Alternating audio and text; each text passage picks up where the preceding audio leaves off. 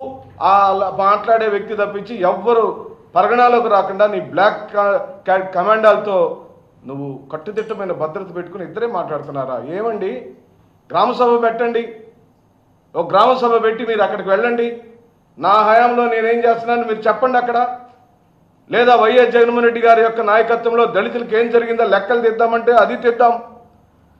జగన్మోహన్ రెడ్డి గారి యొక్క హయాంలో ఎన్ని కోట్ల రూపాయలు దళితులకు అందినాయో, దళిత సమాజానికి అందినాయో ఈరోజున మీ ముందు మేము ఆవిష్కరిస్తాం. ప్రియమిత్రులారా, సామాన్యమైన అభివృద్ధి కాదు, దళితుల యొక్క జీవనంలో మార్పులు వచ్చినాయి, కొనుగోలు శక్తి పెరిగింది, చక్కగా ఇంట్లో వస్తువులు కొనుక్కునే పరిస్థితికి వచ్చారు.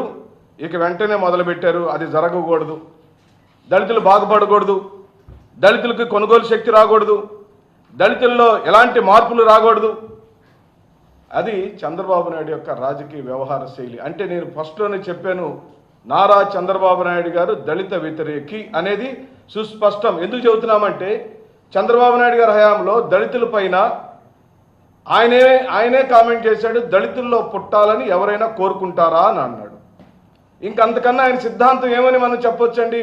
స్థూలంగా చంద్రబాబు నాయుడు అనేవాడు దళితుల్లో పుట్టిన వాళ్ళందరూ తక్కువ వాళ్ళనే